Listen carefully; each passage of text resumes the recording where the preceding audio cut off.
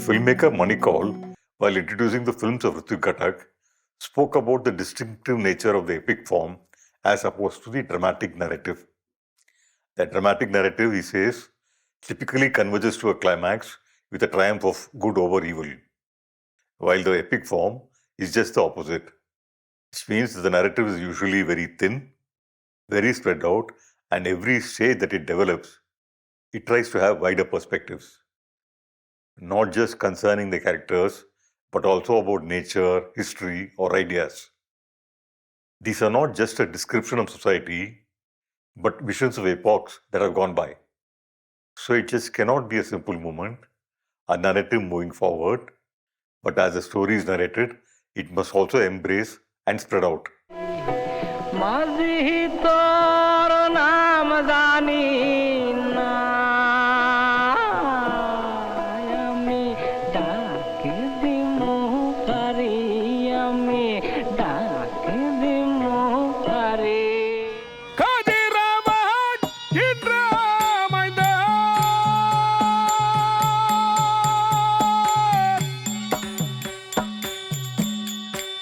अधिगा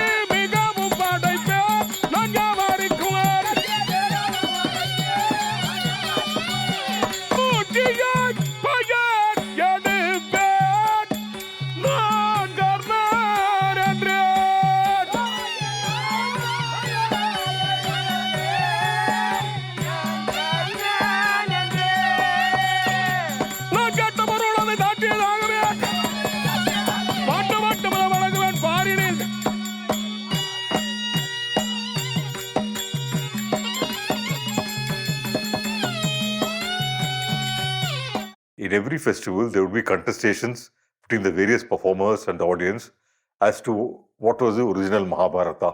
For instance, there is a huge difference between the story of Karna as narrated by the storytellers and as enacted by the Kuthu performers. In Kuthu, Karna, before going to war on the fateful 17th day of the battle, would request a traditional warrior's farewell from his estranged wife, Ponnuruvi or Ponmala. This scene, which has tremendous emotional resonances for the audiences, would invariably not be present in the storytelling sessions where they rigorously follow the text. The audiences would be angry at this glaring omission by the storyteller, and in one festival, the storyteller went to great lengths to convince the audience that the story of Ponnuruvi Ponmala was not part of any authentic text and was just purely the imagination of the Kuthu writers. Karnan தன்னுடைய மனைவி இடத்துல பொன்னூறு இடத்துல சரிவர பேசுனது கிடையாதுங்க. என்ன இருந்தாலும் இவருக்கும் அந்த அம்மாவுக்கும் ஒத்துப்பட்டு வராது. தூரமாகவே இருந்து வாய் வார்த்தை ஆடுவாங்க. கடைசி நேரம் போர்க்களம் போகிற நேரத்தில் ஒன்றா சேர்ந்து அவர் வாக்கு மூலம் கேட்குறாரு. அதாவது ஒரு உப்பு தாம்பலம் கேட்குறாரு. அந்த உப்பு தாம்பலம் கொடுக்கும்போது தான் அந்த அம்மா அவர் கர்ணனை பற்றி எப்படி இவர் வாழ்ந்தார், என்ன சமாச்சாரம் அப்படின்றத அந்த அம்மா புரிஞ்சுக்கிறாங்க. அதுக்கு முன்னாலெல்லாம் தேர்ப்பாகன் என்றும் தேரோட்டியினுடைய மகன் என்றும் கொஞ்சம் ஏளனமாக நினச்சி தன்னுடைய கணவனாச்சே அப்படின்னு சொல்லிட்டு அந்த அம்மா கணவனை வெறுத்தாங்க ஒரு காலத்தில். கடைசி நேரம் போருக்கு போகும்போது அப்போ தான் அந்த அம்மா என்னுடைய கணவர் இப்படிப்பட்டு வாழ்ந்திருக்கிறார், எனக்கு தெரியாத போச்சுங்க, நான் ஏதாவது தப்பு செய்தால் என்ன மன்னிச்சிருங்க அப்படின்ட்டு உப்பு தாம்பலம் கொடுத்து அனுப்புகிறேன். பெண்ணே உனை அழைத்த என்ன மதனை சொல்வேன் பெண்ணரசே.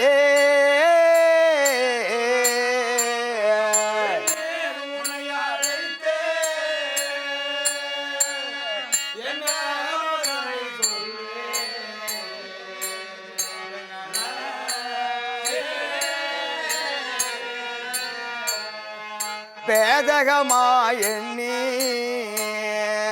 கண்ணே பேதகமாயண்ணி வாதாடலாகாதே கண்மணியே.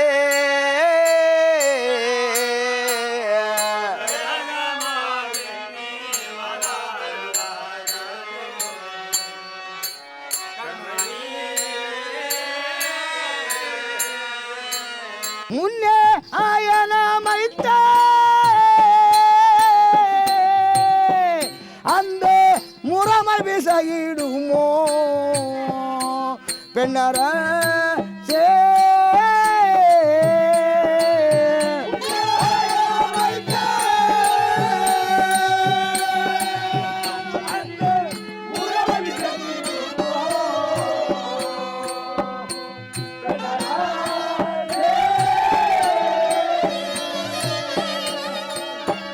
கண்ணே மன்னன் துரியோதனன் அந்த மகராஜனுக்கு எதிரி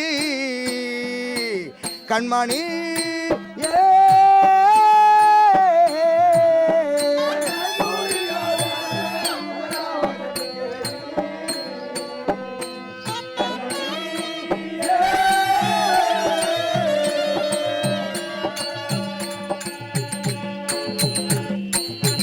பொன்மாலா சுவாமி, என் ஆத்மமிற்ற தோழன் அரவகேதனன் அவன் எதிரியாகிய அந்த ஐவர் மீது இன்று அவரால் செல்லுகிறேன். என்னை யார் என்று கேட்டாயல்லவா? என்னை ஈண்டெடுத்த தந்தை யார் என்றால் சூரிய பகவான். தாயார் குந்தி. சூரிய பகவானுக்கும் குந்திக்கும் மைந்தனாக பிறந்தவன் தான் இந்த கர்ணன். எனக்கு பிந்தி குந்தியின் கர்ப்பத்தில் தோன்றியவர் தான் பாண்டவர்கள். ஒரே தாய் மக்கள் நாங்கள். குந்தியின் கர்ப்பத்தில் பிறந்ததினால் நாங்கள் ஐவர்களும் நானும் அண்ணன் தம்பிமார்கள் தான். இருந்தாலும் என் ஆத்மமித்த சோழனுக்காக வேண்டி என் தம்பி நடுத்தம்பியோடு இன்று போற்றிய செல்லுகிறேன். என் தந்தை சூரிய பகவான், தாயார் குந்தி, என் தம்பிமார்கள் பாண்டவர்கள், வளர்த்த உத்தமன் துரியோதனன், அவனுக்காக வேண்டி இன்று போர்க்களம் செல்லுகிறேன். தாம்பரம் தருவாய் கண்ணே. The Mahabharata festivals of Tamil Nadu and southern Andhra Pradesh are intricately structured, incorporating multiple orders of expressions and memories within itself. To participate in the festival of this nature immediately becomes an act of remembering. The epic, due to the way the festival is structured, becomes a trigger to an entire series of memories from the individual to the collective. The Mahabharata, again, is not performed in its entirety, and reconstructing the whole again is the responsibility of each individual member of the audience. And what would be remembered finally is a cumulative memory of all that each had witnessed. This cumulative memory would also naturally include a memory of oneself witnessing a particular rendition. And by a curious process, by remembering the epic, one also tends to remember oneself, reflect on oneself.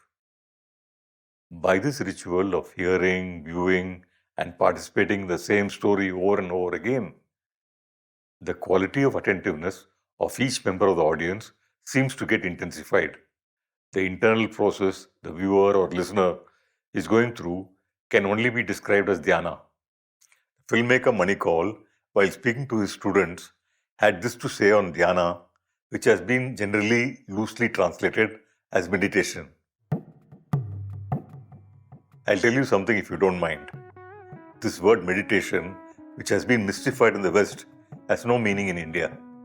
There is simply a question of attention, a quality of attention. The word dhyan literally means attention. There is a dichotomy between being and this quality of attention. Being cannot free itself from certain sorrows. It cannot free itself from its problems and unhappiness because being is full of them. The idea of transcending them and reaching a state where there is no sorrow is all just a dream. You can talk about it, but until the end of your life, your sorrows will always pursue you. However, attention can be free. A great teacher transforms this quality of attention, of listening, of talking, of seeing or touching, until there is no sorrow, no anger, no fear or pain. In music, and perhaps in some of my films, one has this quality of attention. Attentiveness, both of oneself and one's interaction to the world, are seen as the highest value in these traditions, and all performances are designed to promote this quality of attentiveness. Repetition becomes a key element to provoke this self-introspective attentiveness. உன் மகிமையின்னாதென்று சுவாமி மதியாமல் ஏதேதோ மனம் போன படிக்கெல்லாம் வைதேனே என் சுவாமி நீர் பூத்த நெருப்பை போ நான் நிலையறியா பாவி நீர் பூத்த நெருப்பை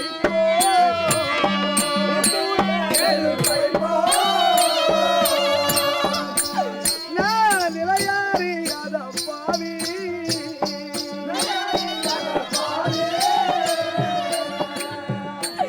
எனக்கு நிச்சயம் தெரிந்த பின் நிலைக்கு ஆளங்குதன் நாவியே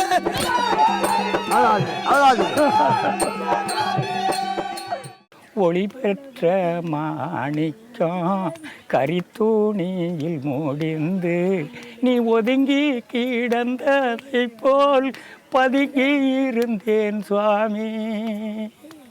Crucial episodes from the epic are presented thrice in these festivals, as it has already been stressed as ritual, narrative, and theatre. And each time the same episode may be rendered differently, leading to contestations as to who is presenting the original Mahabharata. The theatre people would often take dramatic license with the text and hence come into direct confrontation with the storytellers who rigorously follow the text. These daily contestations are also a vital part of the theatrical experience of the festival itself. The epic resists closure in these performance traditions, and the quest of truth becomes the onus of each individual member of the audience. Over the years, as one's own experience of the world deepens, participating in these festivals leads to a more nuanced engagement with the text and, by extension, to one's own life. This happens in various degrees within each member of the audience. இப்போ கர்ணன் போருக்கு வருகிறானே அவர் சொல்றார் என் இரு தினத்தில் 8-2-16 தினத்தில் பட்டன்னா இறந்த பட்ட பல் படையும் மீண்டும் மீண்டும் எழுந்து வந்தது என்ன? எழுந்து வந்தது போல தெரியுது அவங்க கண்ணுக்கு. சென்னியில் மகுடம் மணி வெயில் எரிப்ப, திருக்குழை மணி வெயில் எரிப்ப, மன்னிய புலம் பூன்மணி வெயில் எரிப்ப, வனைக்கடல் மணி வெயில் எரிப்ப, தன்னை முன்பயன்தோன் தன்னினோ வடிவோம் தயங்கு செஞ்சுடர் வெயில் எரிப்ப, கண்ணன் அன்று இருந்த அழகினை யாரே கண்டு கண்ணு களிப்புறாது ஒடிந்தார்.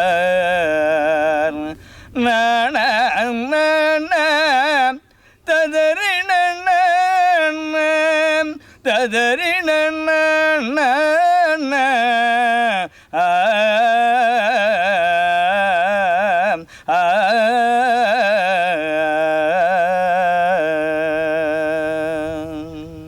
வெளியார சொல்றாங்களா, கர்ணன் போருக்கு போகிற போது பொண்ணு கிட்ட தாமலை வாங்கி போலியே, நீங்க அதுக்குள்ள போர்க்களத்துக்கு வந்துட்டீங்களேன்றார்.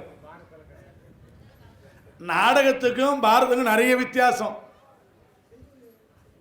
அது பாமர மக்கள் எழுதியது நாடகம், இது படித்தவங்க எழுதுனது. எது மகாபாரதம் படித்தவங்க புலவர் எழுதுனது. மகாபாரதத்தில் தாம்பளம் வாங்கி போகிற மாதிரிலாம் கிடையாது. நீங்கள் எந்த ஊரில் வேணாலும் போய் பாரதம் கேளுங்க, தாம்பளம் வாங்கி போகிற கதை எதுவும் கிடையாது. ஆனால் தொடர்ந்து ஏறக்குறைய ஒரு 20 வருஷமாக பாரதம் நடக்குது. யாரும் இந்த கதையை சரியாக கவனிக்க காணும் பாரதத்தில். அது மட்டும் இல்லை, நீங்கள் கர்ண மாஸ்டர் கேட்டிருப்பீங்க கூத்துல.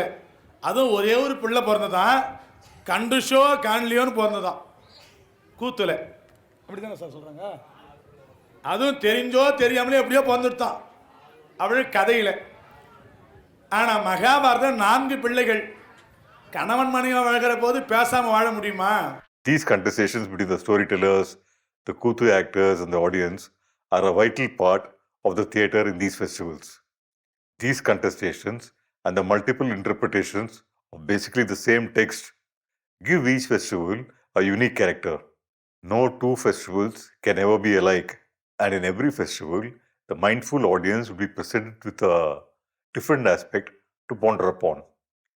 This probably might be one of the reasons why the festivals have been performed for over 1,000 years. The onus is finally on each member of the discerning audience to discover where the truth is. முதல் நாள் இரவு கூத்து நடக்குது இல்லை, கூத்துல வெறும் கதை சொல்லப்படுது. வெறும் 2 பாத்திரங்கள் கதை சொல்லப்படுது. பாத்திரங்கள் கதை சொல்லுதல் மட்டும்தான் தியேட்டரா? இல்லை. அதாவது இப்போ மரத்தை கொண்டாந்து எல்லாரும் நடுறாங்க. இப்போ நீங்கள் சினிமாவனுடைய மொழியில் பாருங்கள், ஒரு மரத்தை கொண்டாந்து நடுறாங்க, எல்லாரும் மரத்தை ஓட்டுறாங்க, மரத்தை தூக்கிட்டு வராங்க, மரத்தை நடுறாங்க.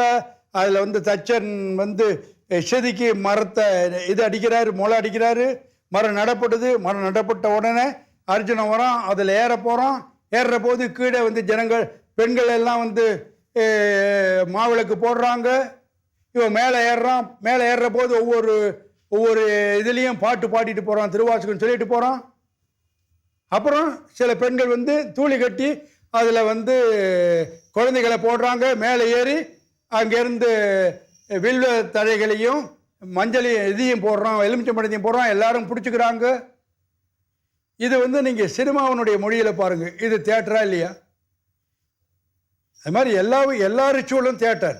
அப்படிதான் கதையாக இருந்தது, நாடகமாக வந்தது. கதை நாடகம் ப்ளஸ் இந்த சம்பிரதாயம் அதுக்கு எடுத்தது. இந்த ஒரு விழாக்களை செய்ய சொல்ல இதை நம்ம நேரடியாக இப்போ அரக்கு மாளிகை கொடுத்தனாங்கன்னு கதையாக சொல்கிறத விட ஒரு மாளிகை கட்டி அதை உள்ள சிலைகளை வச்சு அது கூட சொல்லி இது மாதிரி தான் பண்ணாங்க. அது ஒரு மக்கள் இடத்துல போய் ஈஸியாக பதியும் என்பதற்காக இதை எல்லாம் பண்ணியிருக்கேன். சடங்குகள்ங்கிறது பகலில் நேரத்தில் நடக்குது. இரவில் கதை சொல்லப்படுது. சாயங்காலத்தில் அந்த பாரத பிரசங்கி கதை சொல்கிறாரு. மத்தியானம் 2 மணிக்கு மேலே ஆரம்பித்து சாயங்காலம் வரலையும் கதை சொல்கிறாரு. ராத்திரி 10 மணிக்கு ஆரம்பித்து காலம்பரி 5 மணி வரையிலும் நாடகமாக கூத்து நடக்குது. அப்புறம் பகல் நேரத்தில் தான் இந்த சடங்குகள் நடக்குது. இந்த சடங்குகள் தான் பெரும் பங்கு வகிக்குது. There are 3 layers of performance in these festivals.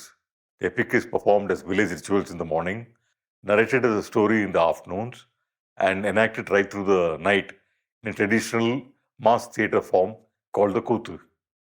Repetition, as A.K. Ramanujam says, is a key component of Indian performance traditions. For as he says, if a thing is mentioned just once, it is as though it were not said at all. This is the reason for some key episodes of the epic being performed thrice in the festival. Once as ritual, second its narration as a story, and third its enactment as a theatrical experience. Theatre is just not performed in the designated theatrical space, but is performed all around the village, and every space in the village becomes a performing space at one time or the other. This prompted Namuthuswamy, a noted playwright director of modern Tamil theatre, to describe these festivals as total theatre. The ritual, the killing of Bakasura, is a key emotional marker of time in these festivals, evoking multiple memories. Again, the killing of Bakasura is performed as a ritual, narrated as a story, and enacted as theatre. The killing of Bakasura evokes the idea of a double Draupadi, effectively. In the Mahabharata, the Pandavas get married to Draupadi after the killing of Bakasura. In the double Mahabharata of this region, Draupadi is reborn at Senji to kill a later day demon, Rochakan or Asulamasuran, who was a great descendant of Bakasura, who had been killed by the Pandava warrior Bhima. In the epic narrative, Bakasura is terrorizing the village in which the Pandavas find asylum after escaping from the assassins of Duryodhana. Bakasuran வந்து என்ன பண்ணுறான், அந்த கிராமத்தில் வந்து எல்லோரும் அடித்து சாப்பிட்டுக்கிட்டு இருக்கான். அப்போ வந்து அந்த கிராமத்தில் இருக்கிறவங்க என்ன சொல்கிறாங்க, நீ இதை மாதிரி எல்லாரையும் இது பண்ணாதப்பா, உனக்கு என்ன தேவையோ அதை நாங்களே கொடுத்துட்றோம். உனக்கு வந்து நரபலி வேணும், ஒரு மனிதன் இருக்கணும், எருமை கடை 2 தரோம், அப்புறம் அந்த உணவு வகை கோழி கட்டி அது மாதிரி எல்லாம் தந்துடுறோம். நாங்கள் நீங்கள் வந்து எல்லாரையும் இம்சப்படுத்ததை நாங்களே கொடுத்துட்றோம் அப்படின்றாங்க. சரின்னு சொல்லிட்ட பிறகு என்ன பண்ணால், ஒவ்வொரு வீட்லேயும் ஒவ்வொரு உபயம் பண்ணி செய்கிறோம் இல்லையா, அந்த மாதிரி ஒவ்வொருத்தராக போயிட்டு இருக்காங்க. Bhima gets angry when he hears the village has been forced to give a cartload of food, 2 oxen, and a human sacrifice to the glutton Bakasura every day. As the only son of the family which had granted them asylum was the designated sacrificial victim that day, Bhima offers to go instead. In the festival village, each family cooks food for Bhima to take to Bakasura. Kuthu actors dressed as Bhima and Bakasura who travel through the village collecting food from each household.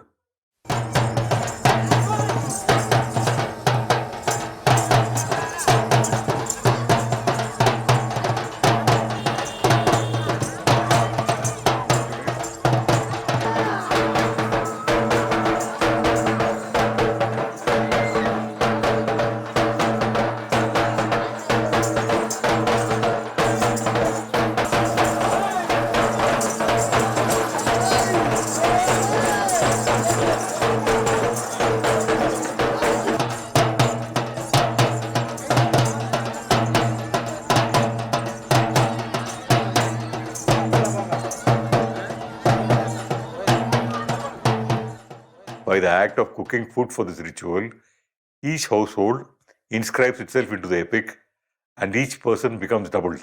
They are both members of the festival village as well as characters of Bakasura's village.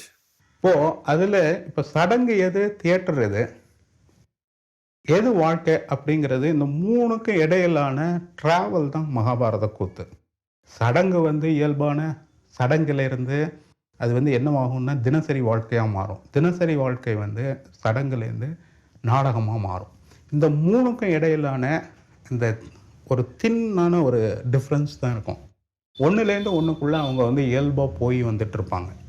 இது ritual, இது theatre, இது வந்து everyday life அப்படின்னு நமக்கு தான் வந்து நமக்கு வந்து பிரித்து வச்சுருக்கோமே தவிர, இது கலையும் வாழ்க்கையுமாக இணைந்து இருக்கக்கூடிய ஒரு தன்மையில் அதை பிரித்து பார்க்குறது வந்து நடக்க முடியாத ஒரு காரியம்தான். The ritual of the killing of Bakasura is an important juncture in the festival where the entire village becomes characters of the epic themselves.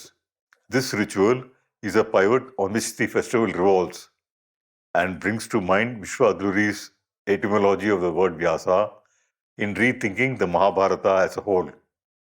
Adluri says, Vyasa, the epic's composer, is also known as Krishna Dvaipayana, as he was born in an island in the middle of a river. The Mahabharata, which occupies a no man's land between the two beginnings, is akin to Vyasa's birthplace at the center of two arms of a river. It can be interpreted as the Archimedean point from which the flux of becoming can be understood.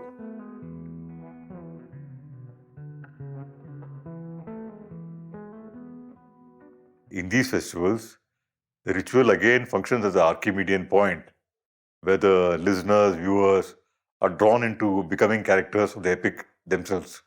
The Mahabharata now is both an internal memory and an external text. The festival, as Namuthuswami says, becomes total theatre from this point onwards, with the entire village having been drawn into the epic. பகாசுரனா வேடம் தரித்தவனும் பீமனும் எங்கே இதில் மட்டும் வந்து எதுவும் பண்ண மாட்டாங்க, சண்டை போட மாட்டாங்க. ஸ்டேஜில் மட்டும் சண்டை போடும். கிராமம் முழுக்க அடித்து பிடிச்சு சண்டை போட்டு கடைசியில் பகாசுரனை வதம் பண்ணுறதா, பீமன் வந்து வதம் பண்ணுறதா இருக்கும்.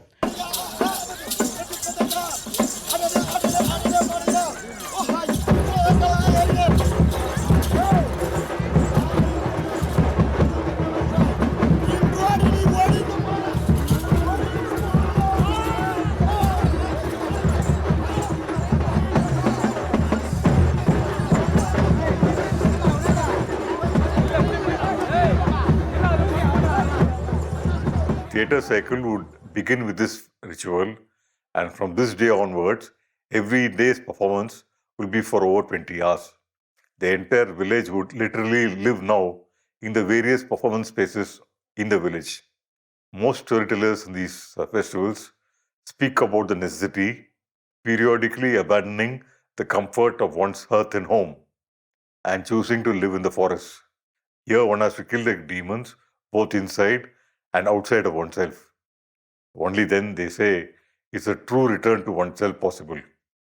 In the Mahabharata, the Pandavas endure 3 periods of Vanavasam. They are born in the forest and return to their paternal kingdom on the death of their father Pandu to live with their cousins, the Kauravas. Again, they are forced to return to the forest, where they kill the demons both within and outside.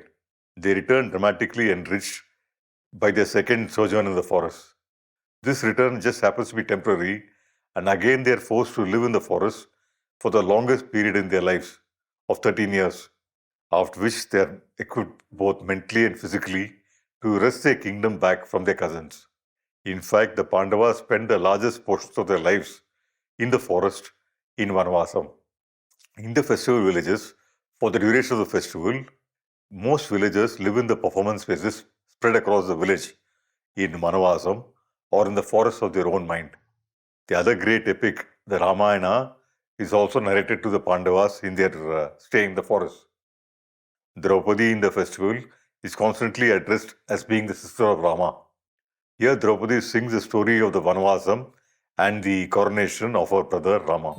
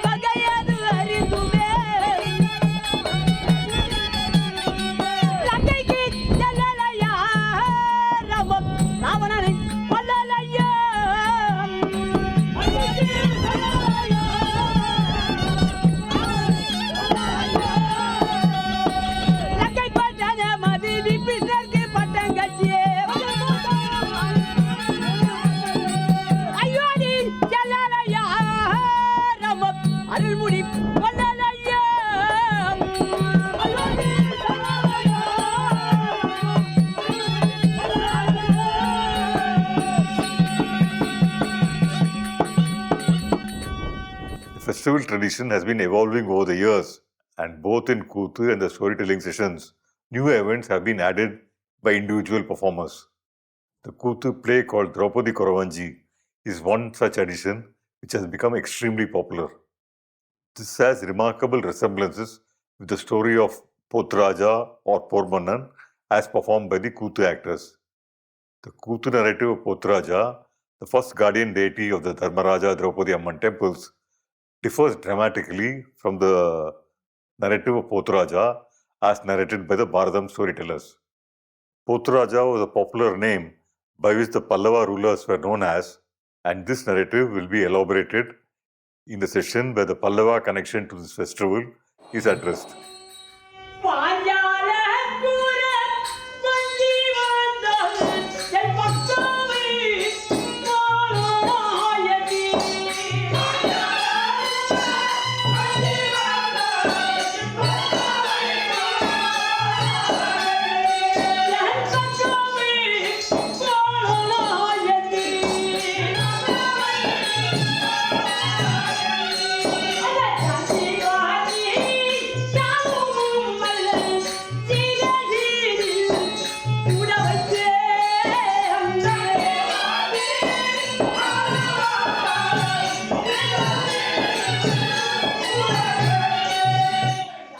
Draupadi Koravanji is a narrative which is definitely not in Vyasa's Mahabharata. Duryodhana, who has been unsuccessfully searching for the Pandavas nearing the end of their 12th year of Vanavasam, listens to Shakuni's devious plan to force the Pandavas to reveal themselves. If, as Shakuni expects, the Pandavas reveal themselves at this juncture, they could be imprisoned and forced to spend another 13 years in Vanavasam. So Duryodhana plans to perform the funeral rites for his cousins. According to Tamil traditions, if the funeral rites to a person is performed even mistakenly while they are still actually alive, then the person would never be able to return back home. It becomes a task of the Pandavas to stop the funeral rites being performed without disclosing their identity. First, Bhima enters Hastinapura disguised as a woodcutter and is promptly imprisoned. Now it is Draupadi's turn to both stop the funeral rites and to rescue Bhima. She enters Hastinapura disguised as a gypsy fortune teller.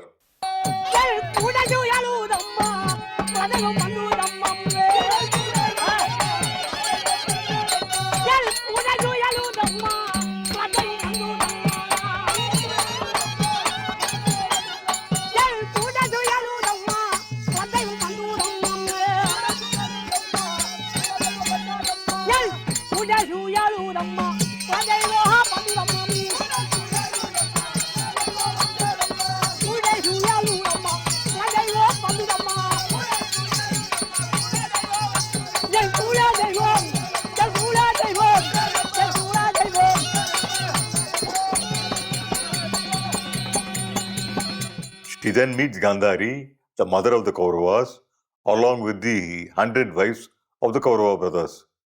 Draupadi tells Gandhari and the other Kaurava women that she is an expert fortune teller who could narrate what had happened, what was happening, and what the future held.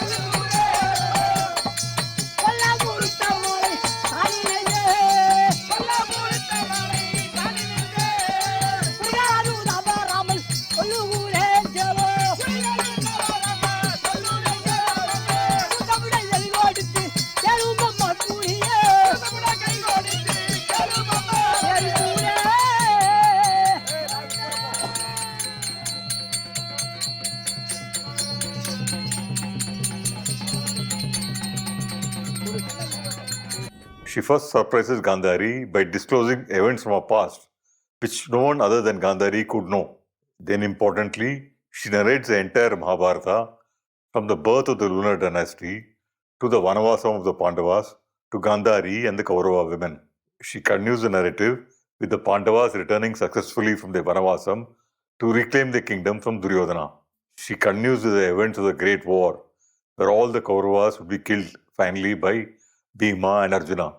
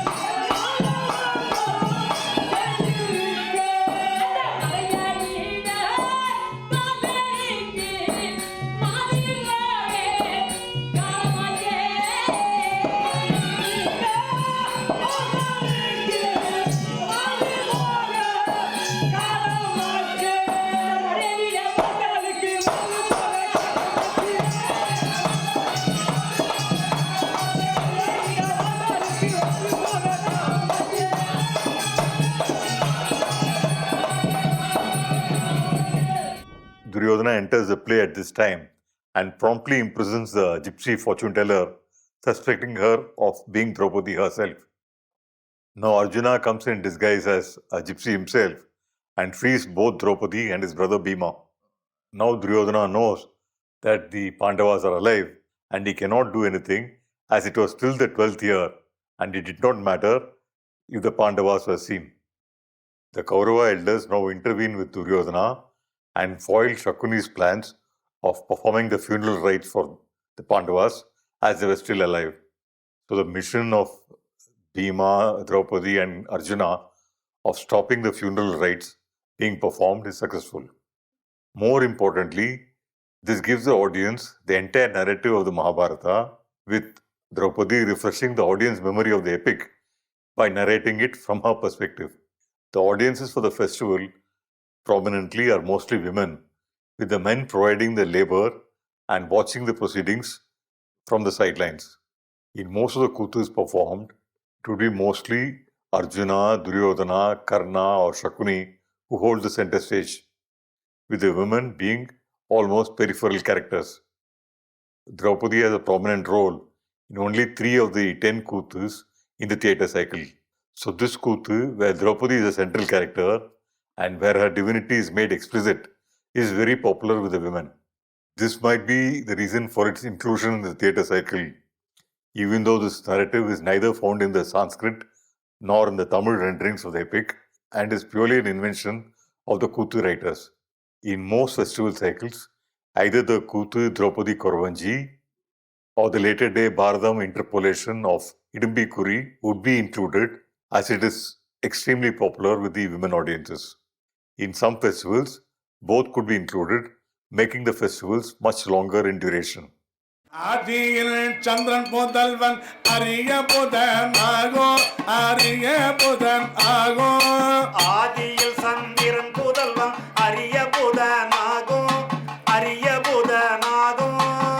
ஓதுமித்த புதன் புதல்வன் ஒன்புருவாகும். அப்பொரு மகனுக்கு பேர் ஆயோ என்னோ மன்னன், அப்பொரு மகனுக்கு பேராயு எனோ மன்னன், ஆயோ என்னோ மன்னன். ஆயு எனும் மன்னன். நற்பலவனாய பிள்ளை நகுஷனாம் விற்பன்னன், நற்பலவனாயும் பிள்ளை நகுஷனாம் விற்பன்னன். About 60 years back, Sundaramurthy, a senior storyteller from Kanchipuram, had added a performance to his repertoire. This is a performance called Hidimbi Kuri, and this became so popular that all other storytellers were compelled to include it in their performance. எப்பவுமே பார்த்தீங்கன்னா இடைச்செருகளுக்கு வந்து நிறைய வரவேற்பு இருக்கும் மக்களிடத்துல. இப்போ தெருக்கூத்துல எத்தனை காவிய நாடகங்கள் இருந்தாலும் குறவஞ்சிக்கு தனி முக்கியத்துவம் கொடுத்துட்டாங்க பாருங்க. அதுபோல மகாபாரதத்தில் பாரதத்தில் வில்லியாரும் நல்லா பிள்ளையோ அவங்களாம் யாருமே பாடலை அந்த கதை. அது ஒரு கிராமியமான அமைப்போடு அவர் இப்போ பிரபலமான மகாபாரத சொற்கள் இருக்கக்கூடிய முத்துநேசையா, காஞ்சிபுரம் முத்துநேசையா அவருடைய தந்தையார் சுந்தரமூர்த்தி அவர்கள் தான் அந்த இடிமிகுரி என்ற பாடலை எழுதியிருக்கிறார். அரக்கு மாளிகை அரிச்சு முடித்த உடனே இடும்பாவரதம் பெற இடத்துல இடும்பி ராட்சசி, அந்த இடம்பி வில்லியார் பாடல, ஆனால் நல்லா பிள்ளை பாடியிருக்கிறார். நல்லா பிள்ளை பாடியிருக்கிறார்னா இறந்தவும் நிகழ்வும் மேல்வருவனவும் இயம்ப வல்ல நாள். இடம்பி சொல்றதா பாடுகிறார். இறந்ததுன்னா இறந்த காலம், நிகழ்வும் நிகழ்காலம், மேல்வருவனவும் எதிர்காலம், இந்த மூணையும் நான் சொல்ல வல்லவள் அப்படின்னு இடும்பி சொன்னதா அங்க ஒரு குறிப்பு கிடைச்சது பாருங்க. அந்த இடத்த வச்சுக்கிட்டு அவ குறி சொல்ற மாதிரி ஒரு பாவனையை எங்க அப்பா உருவாக்கிட்டார். அதனால் அடுத்த பிரசங்கர் அந்த மேடைக்கு போக சொல்லலாம், அவர் இது பண்ணார் ரொம்ப நல்லா இருக்குது, அதை நீங்களும் பண்ணுவோம் அப்படின்னு கேட்டதுனால அப்படியா அது என்னதுன்னு அதுக்கப்புறம் அவங்க மற்ற பிரசங்கர்கள் அதை தேடி கண்டுபிடிச்சு அதை மறுபடியும் அவங்க பண்ணாங்க. இடுமிக்குறி எனக்கு தெரியாதுன்னு சொன்னா அவனை பாரத்துக்கு வேணாமோ அந்த அளவுக்கு ஃபேவரட் ஆயிடுச்சு. ஆனா அதுக்கு ஒரு ஆதாரம் இல்லாம பண்ணல நாங்க. Each singer storyteller would bring her or his own style or bani to the rendering of the same text, which will color the text differently. இப்போ முத்துநேசையா பாடுறாருனாக்கா அவர் ஒரு இது பண்ணாக்கா, ஒரு மகன் ஜனமே ஜெயன், ஜனமே ஜெயன் மகன் பெராசேனன், ரொம்ப ரொம்ப அப்படி போடுறாரு. இப்போ எங்க அப்பாவோட இதுனா அதில் ஒரு டியூன் சேர்த்து ஒரு மாதிரி போடுறாரு. ஒரு மகன் ஜனமே ஜெயன், ஜனமே ஜெயன் மகன் பிராசீனன், பிராசீனன் பிள்ளை செய்யாதியா, செய்யாதி மகன். Even in the same village, different storytellers and Kutu actors would be hired each year, each with a bani, or style specific to their tradition. Some storytellers would be hired for their musical abilities, while others would be hired for the quality of their storytelling. Some Kuthu troops would be hired for the energy of their performance, while others might be hired for the element of tragedy they get into their performance. This again ensures that the emotional register of the festival, even in the same village, would be different each year. People still remember with great relish details of a performance they had seen 20 years back. கூத்துக்கும் இதுக்கும் என்ன சம்பந்தம்னு கேட்டிங்கன்னா, அது காலத்தில் பயணப்பட்டுக்கிட்டு வருது. இந்த காலத்தில் பயணப்பட்டுக்கிட்டு வரப்போது இதில் என்ன பண்ணினாங்க, ஆற்காட்டு நவாப்புகள் ஆற்காட்டு ஆண்டிருக்காங்கல்ல, அதனால் வந்து கூத்து ஆரம்பிக்கிறதுக்கு முன்னாடி பொங்கலுக்கு அப்புறம் காணும் பொங்கல் அன்னைக்கு ஒரு விழா நடத்துவாங்க. புரிசை விழா நடத்துவாங்க. அந்த இதில் போய் நடத்துவாங்க. அந்த விழாவில் ஒருத்தர் ஆற்காட்டு நவாப்பினுடைய ரெப்ரசன்டேட்டிவ் ஒருத்தர் இருப்பார். ஒரு கலெக்டருடைய டவாலி சேவகம் ஒருத்தர் இருப்பான். அதாவது இங்கிலீஷ்காரனுடைய டவாலி சேவகம்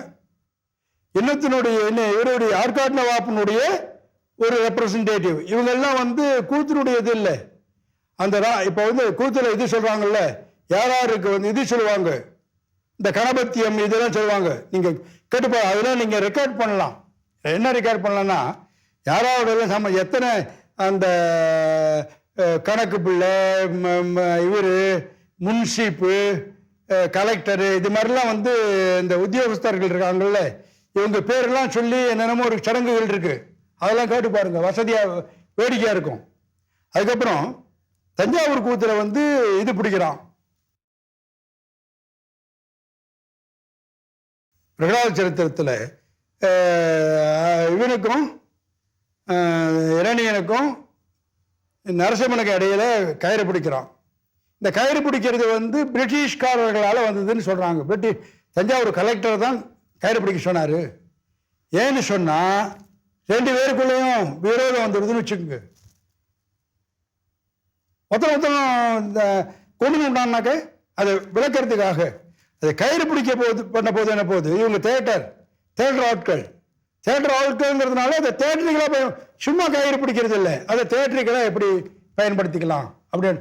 நீங்கள் என்ன விஷயத்தை கூத்தில் கொண்டு போய் கொடுத்தாலும் சரி, அவங்களுக்கு வந்து அதை தேட்டரிக்கலாக பயன்படுத்திக்கிற சாமர்த்தியம் இருந்திருக்கு. இன்னைக்கு இருக்கா அப்படின்னாக்கா நான் இருக்குன்னு சொல்ல மாட்டேன். ஆனால் அந்த சாமர்த்தியம் உங்களுக்கு இருந்திருக்கு. The Mahabharata festivals, as they celebrated, performed in Tamil Nadu, have evolved from its origin in the Pallava times. Perendevanar Bharatam, which was commissioned in the Pallava times, is now a lost text with only 339 verses of the original 12,000 verses available currently. The festival, as it's performed right now, is structured around a 14th century text called Villi Bharatam, an 18th century text in simpler prose called Nalla Pillai Bharatam is used by a lot of contemporary storytellers. While the songs they sing would be from Villi Bharatam, Nalla Pillai Bharatam would be referred to for the narrative elaboration of these songs. There is a strong anti-war core to these festivals, which will be elaborated in the next session, and Draupadi is seen as a representative of all people unjustly affected by war. The anti-war core of the festival, its Pallava origins, and the birth of Draupadi at Senji will be explored in the next chapter.